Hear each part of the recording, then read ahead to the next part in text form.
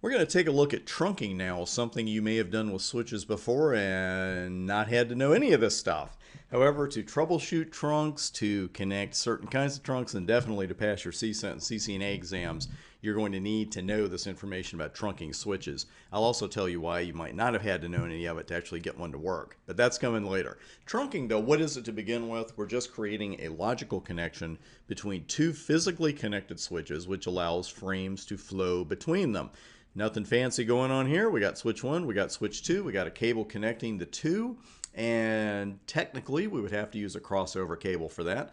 If our switches support auto sense, we could use a straight through cable, but for our theory, we know we need a crossover cable.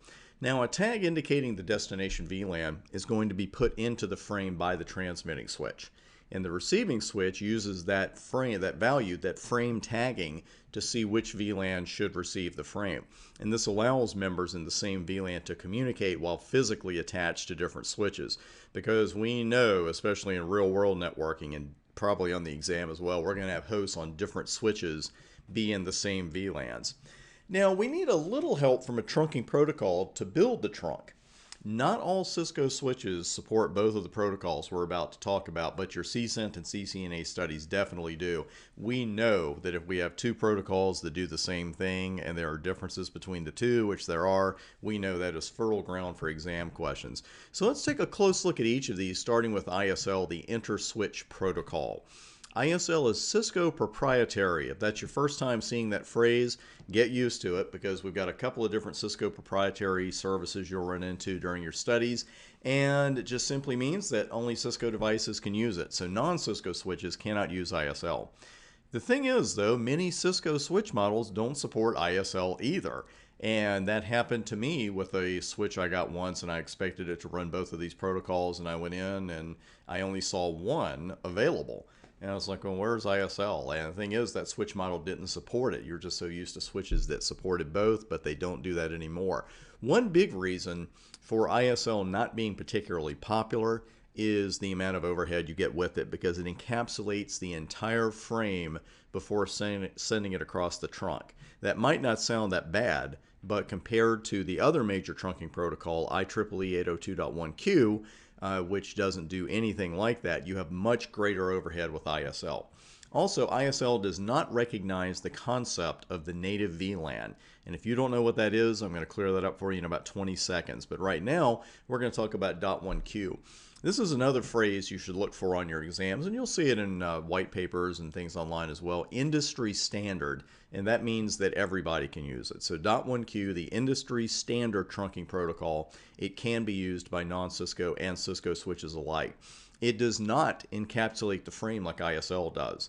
Instead, what it does, it inserts a 4-byte value indicating the VLAN ID into the Ethernet header. So we're talking about a lot less overhead.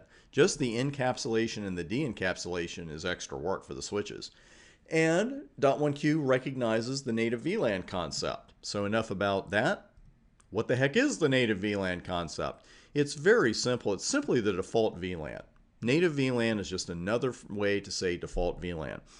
We know that the default VLAN, the native VLAN by default on a Cisco switch, it's VLAN 1. That's going to be backed up by a couple of show commands we run on the switches here shortly.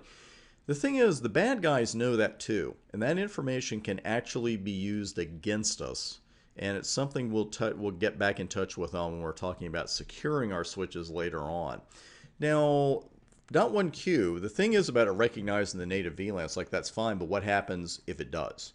Well, when .1q sees that a frame is destined for the native VLAN, and the two switches need to agree on what native VLAN is, what number it is, then .1q won't even put that little 4-byte value into the Ethernet header.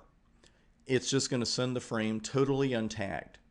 And when the remote switch receives an untagged frame, it says, oh, okay, I know this frame is destined for the native VLAN, and the frame is then forwarded accordingly. That's why the switches have to agree on the native VLAN, because otherwise that wouldn't even work.